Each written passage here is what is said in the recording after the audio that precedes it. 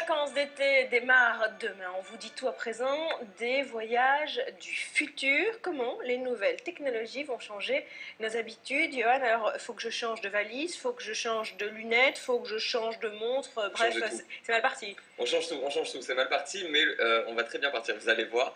Alors en fait, l'analyse que je fais ce matin est basée sur une étude qui a été publiée hier par le moteur de recherche Skyscanner, donc moteur de recherche spécialisé dans les billets d'avion. Alors, 56 experts se sont penchés sur la question de l'évolution de notre façon de voyager par les nouvelles technologies dans les années à venir. C'est donc un voyage dans le futur que je vous propose ce matin, mais un futur probable, puisqu'en fait, toutes les technologies présentées et les idées présentées sont basées sur des technologies déjà existantes, auxquelles on ajoute des fonctionnalités qui sont en cours de développement.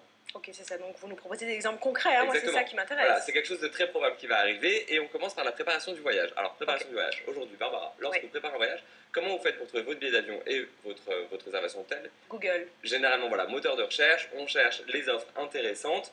Eh bien, aujourd'hui, si tout se passe par Internet ou par tablette, il faut savoir que demain, on se passera complètement d'ordinateur puisque grâce aux objets connectés, je vais prendre l'exemple des montres connectées, vous savez, ces montres qui sont déjà sur le marché et dont on parle de plus en plus, avec plusieurs fonctionnalités, eh bien on peut imaginer qu'un assistant personnel se logera dans votre montre connectée et se chargera pour vous de tout ça. C'est-à-dire que la montre sait exactement quel type de voyage vous préférez. Est-ce que vous êtes plutôt plage, est-ce que vous êtes plutôt ville, avec combien de valises vous avez l'habitude de voyager, et vous sélectionnera donc des billets d'avion avec une limitation de poids ou de nombre de bagages correspondant à vos habitudes, une sélection d'hôtels correspondant à vos goûts personnels. On peut même imaginer que votre montre connectée sera connectée à vos comptes en banque. Et donc vous proposera des voyages à la mesure de selon mon budget. Exactement. C'est génial. C'est génial. Alors ça c'est pour la préparation.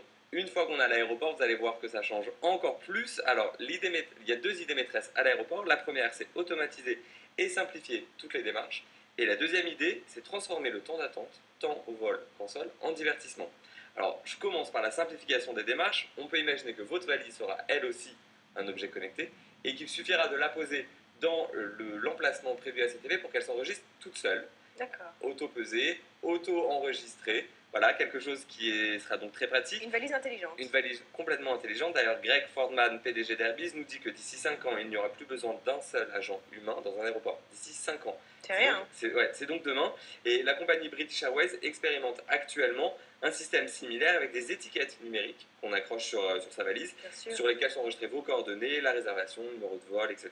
Ça marche très bien. Ah, c'est hyper logique. Autre exemple, en Corée du Sud, l'aéroport de Séoul, on y trouve un comptoir qui permet de s'enregistrer en seulement 3 minutes. Alors, électroniquement, tout se passe. On oublie les files d'attente interminables au comptoir d'enregistrement. 3 minutes suffisent pour vous enregistrer. Enfin, toujours sur l'enregistrement, on peut imaginer qu'avec les lunettes connectées, on peut parler des Google Glass dont on parle beaucoup en ce moment, vous n'ayez plus besoin de chercher votre chemin à l'aéroport, on ne sait plus quelle porte c'est, on ne sait plus comment faire. Vous mettez les lunettes Google Glass et avec la réalité augmentée, des informations apparaissent sur vos lunettes, c'est-à-dire qu'on peut imaginer un système de flèches, exactement, qui apparaissent sur le sol. Dernier exemple, toujours dans l'aéroport, la sécurité. Et encore plus en Israël, on sait que les contrôles de sécurité sont assez longs, assez laborieux parfois. Imaginez que vous n'ayez plus besoin de passer les portiques de sécurité et que la sécurité se fasse toute seule par des caméras qui vous filment au loin. Alors c'est assez compliqué, on peut imaginer un scanner laser moléculaire qui vous passe au crible à distance pour vérifier le contenu de vos bagages et le contenu de vos bagages à main pour voir si vous n'avez rien de dangereux. On peut imaginer même évidemment qu'on scanne vos émotions et vos expressions faciales pour voir si vous représentez un quelconque danger parce que vous êtes stressé ou parce que vous avez l'air mal à l'aise. Bien évidemment, on dit au revoir au passeport papier tel qu'on le connaît. Bien évidemment, tout est contenu dans notre montre, dans un objet connecté quelconque. Voilà, et puis on peut même imaginer que si vous avez un risque quelconque parce que vous présentez un risque quelconque parce que vous avez déjà eu des problèmes dans un aéroport ou au contraire vous n'avez jamais de problème dans un aéroport, les démarches de sécurité et de contrôle sont accélérées puisqu'en fait on connaît votre historique, on sait que vous êtes quelqu'un qui ne présente aucun risque. Identifiant numérique. Voilà, alors ça c'était la première idée maîtresse, simplification, automatisation. Deuxième idée maîtresse, le divertissement. Donc on sait quand dans les aéroports et dans les avions, on attend. Alors ça c'est terminé et l'idée c'est de vous proposer une expérience enrichissante. Alors c'est déjà le cas par exemple dans l'aéroport de Singapour où l'aéroport se transforme en galerie d'art. On a des œuvres artistiques qui sont présentées comme c'est le cas avec cette sculpture qui est une des plus grandes sculptures animées au monde par exemple. C'est magnifique, des gouttes d'or. Voilà. Bon voilà, ça c'est pour l'aéroport, oui. Je suis arrivée, oui. Et puis je fais quoi? Je vais faire du shopping? Alors, avant d'arriver de faire du shopping, je vous propose même de faire du shopping dans Ah l'aéroport. bon? Voilà, alors je sais pas si vous en faites aujourd'hui dans les duty free, dans des espaces détaxés. Ouais.